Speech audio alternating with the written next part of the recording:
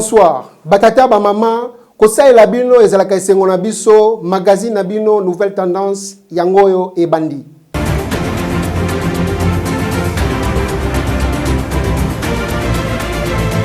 To fongola édition lelo na dossier à Martin Bakole Bipai Wapi, ministre ya finance Nicolas Kazadi a réagir. Bakole aluki makambwe sima ya kozwa $100,000 et pas le gouvernement congolais pour la préparation à comment population ezotia mbamba pour la situation oyo. Après réponse à Israël Mutombo oyo toyebi papa sango affaire yango ezaka ka ndungu na ninga kosakana te. Ministre des Finances Nicolas Kazadi ye Pascal Simate a expliqué situation yango selon ye suite ya pression ya médias topé ya réseaux sociaux ndembongo wane bimaki mbangu boyoka ye. Les $100,000. Ces $100,000 ont été faits dans l'urgence, sous la pression, y compris médiatique, alors que nous avions déjà pris... Non, mais c'est votre rôle, ce n'est pas négatif. Votre rôle est aussi de... Médiatique, ça ne veut pas dire vous les journalistes, mais dans les réseaux sociaux, du moins. Ce sont des médias. Eh bien, lorsque nous avions déjà pris la décision de ne plus payer nos athlètes en cash, mais lorsqu'une demande vient avec autant de pression, elle est passée par le ministère du Budget qui nous a demandé de le faire. Et nous l'avons fait. Alors que nous-mêmes, le même ministère avait déjà demandé qu'on le fasse désormais par voie bancaire. C'est des choses qui peuvent arriver. Et il faut que, et d'ailleurs j'en profite pour demander à tout le secteur sportif de mettre à jour autant que possible la liste de ses affiliés, c'est-à-dire des sportifs, de manière à ce que chaque fois que des paiements viendront, qu'ils puissent les recevoir par voie bancaire. Dossier $100,000 oyo, tozana yango, lisu likolo ya lisu, donc pièce contre pièce. Bakole, soki komba ezate, pardon papa, zongisa mbongo ya batu ya l'État. Po, bakongolais, batu yo misu makasi, otika bisote. Kaka na dossier à Martin Bakole, ndenge Israël Mutombo a réagisaki, ba journaliste ba sepelité ba ke porter plainte. En tout cas, dossier à Martin Bakole, oyo wapi tomonaki patron ya bosolo na politique a impliqué na kati ya dossier oyo na yango ba journaliste pe balobi bakotika ndengwana te ndenge wapi patron ya bosolo na politique afingaki bango na yango bango pe bakokanga misu te bango wapi ba se diriger inde esika bakendaki ko porter plainte boyo kabino moko na communiqué oyo ba communiquaki boyi. Alors comme tu annonçais qui na ba réseaux sociaux na biso que tokoya ko déposer plainte na biso contre ndeko Israël Mutombo oyo a traité bah, journaliste congolais de macaque, Rezus. Alors, comme nous sommes des personnes déterminées, ce n'était pas de la blague, malgré que Yendeko Israël Mutombo a bakisi sous que Makambo tozolo banaba réseaux sociaux entre biso to Coca-Cola nango na yete, ceux qui to meki to ko pola na prison, des propos qui ont dérangé beaucoup de personnes. Alors, comme un journaliste congolais aussi na okaki pasi, yango na yekina équipe nango museza na kati kuna.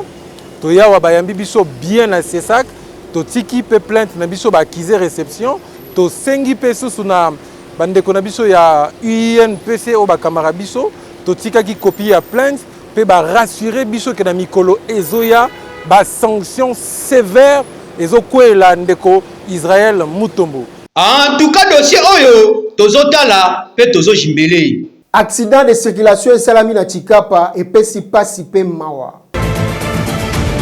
Accident munene esalami lendi na tongo na territoire ya Malundu à 15 km ya Chikapa na route nationale numéro 1. Selon information tozui, Jeep Land Cruiser oyo bomoni panzani boye ezalaki na excès de vitesse moko ya kosakana te. Tellement qu'il s'est le gars qui makasi, chauffeur a perdu l'équilibre, Jeep sala tourné à kosakanate, c'est-à-dire et baluka beta babil moko ya kosakanate, tala yango e panzani, batu bakufi, batu bazoki, biloko e baby, nyonso e panzani. Na kati ya biloko oyo tokuti na kati ya Jeep yango, nzokande memakinde, ba élément ya seni, il paraît que bazali kokende kosala makambo ya enrôlement. En tout cas, tokosala na bandeko na biso ba chauffeur, bolembisa muke vitesse, bomemaka nde via batu ezalaka banyama te. Tala batu oyo bakufi bakanaki te ke bakosuka boye vi na bango eke nango lipama te kofele eke nango kaka pamba boye. Ah bachufa pardon bolembisa mwa vitesse muke po boye esali pasi mingi komona batu bakufi komona batu bazoki biloko epanzani boye ya normal te. Atiki bale ya koti na politique nani wana Trésor Poutou kokamwa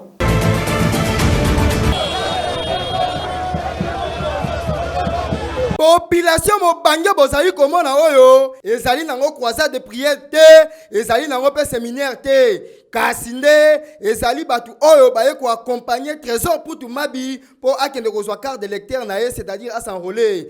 Mikoleleki Trésor Poutou a annoncé qu'il fait la carrière na ye na club ya tout puissant Mazembe ya Lubumbashi. Kasi sikoyo andimi a s'engager na politique po asale la peuple na ye mingi ya changu bana ya njili. Trésor Poutou Mabi ye wana ba accompagner na mo bange ya public ya njili po s'enrôler na ndenge impact na idéologie. Na mutemo biso tozana no toyebelo ni na osana mais oya bakisa na ndenge njileza ande ko na biso pe bazala bien to salo eza essentiel njini na biso bien sûr que na ensemble donc voilà père na eza quoi faire à cette société moi na quelle société monsieur Sozara donc la société a parlé vous êtes député provincial ou député national? Député national. Na Tchangu. Donc, il y a ce rapport, il y a Onga la Mounia. Après, on a vu ce qui tout qui t'a été à Tchangu. Pour Bana Tchangu Bayamba. Bana Njili surtout Bayamba. Ah oui, Binomoko Bomoni, Trésor Poutou Mabi, a Tiki na Ebale, a côté na politique. Mais, il y a Trésor. Pardon, to sengi na yo, ndengo so kote na parlement, ko kate la biso banzadi te, to lingi pe bawa ite, kasi chandebi, peuple, et sepela. Et comme nango normal, muto atiki bale, atiki miziki, a koti na politique. Kaliki bale no, ko kamwa. Eta nzela ya Maduda na Chela, ezda ya kobeba, bakonzi, bobo kamalisu. Nzela oyo bomoni boye. Ezali nzela oye wuti Chela koti Maduda donc eza na Congo central yango esalaka trafic ya biloko kasi tangu to komi sur place botala bino moko poto na poto nzela ebeba na ndenga ko sakana te awa kutu soko salaire okolala na zamba po okozanga moya koleka botala bino moko montara ya akwei donc poto na poto nzela ebeba salite donc awa soki bozana mutuka tope bozana biloko bokokanga mnoka awa bokosala 4 jours tope 5 jours moyembo yimana mboka ezate nzela iza kobeba makasi nzela moye te na posa kolela kutu bamongisela biso ne fiske banzela kotozwa moye kobimiraka na kota kolia pe ezotungisa ne bato minerval titoza boyema wa tro bango so bazwi esili kaka bakonza mboka population kotoyo bazolela makasi po na nzela na bango oyo donc baza na difficulté ya kobimisa biloko mikolo kutu donc mbula ebeta te ma déjà kutu créer nango ba poto mi fandela nango déjà libela donc ezela kaka moto po ebenda o mutuka ezobenda donc awa moye kuto koleka ezala te yango population esengi na bino bobwaka mwa lisukotoyo po bango pe bana droit bazala bien lokola bamboka nyoso bakotsaka biloko basombaka po population il y a bien bakonza mboka boboka pe mwa lisuko o nyoso eza RD7 normal te Éléphant Ngeleka grand quartier ya Kasai oriental o abunda bakomba bitumba minene auti kotika biso epesi mawa kombo na ye Éléphant Ngeleka quartier munene oyo ayebani na RDC mingi na Kasai oriental auti kotika biso epesi pasi pe mawa abunda bakomba ebele ndeti na quartier Boa abunda pe na champion Sibulit kasi mingi abunda pe na champion Edingwe moto na ngenge oyo bandongwana na ndenge ya kosakana te ndenge kaka bozali komona awa ndeti awa binomoko botala komba oyo abunda na Edingwe. Éliminer quelqu'un, il faut éliminer la force derrière cette personne. Le compte 1, 2, 3, mon Dieu!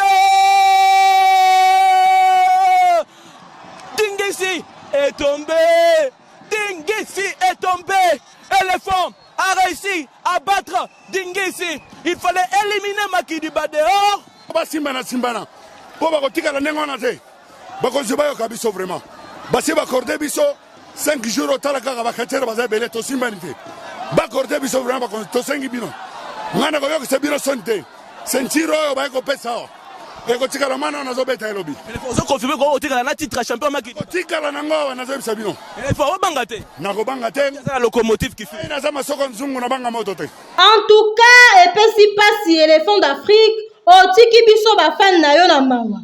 Po ba komba na yo, technicité na yo, batu babandaki ko sepea na yo makasi. Pe obandaki kaka ko gagner. Éléphant d'Afrique kende kopema na kimia. Mama Thérèse apona na ye kosala kwanga na village ya Mayanda. Ye apona na ye musala ya kosala kwanga nani wana Mama Thérèse tozali awa na Mayanga précisément na Congo central. Mama Thérèse alamukaka tongo akoti bilanga apindoli manyoko aye nango alalisi na mai.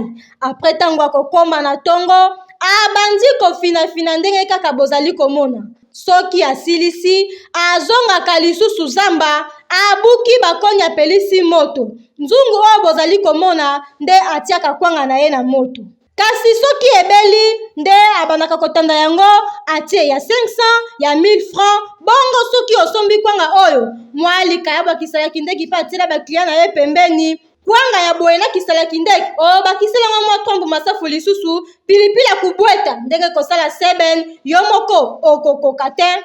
Yao kaka mukesunga babima nyonso mukesumba ka yao kaka na injo yao kaka mumetungisi bilele na boma mumesumba parcere na bakwanga kaka mumetungisa mukevwanda kana injo munu bamambo kaka yaya bakwanga.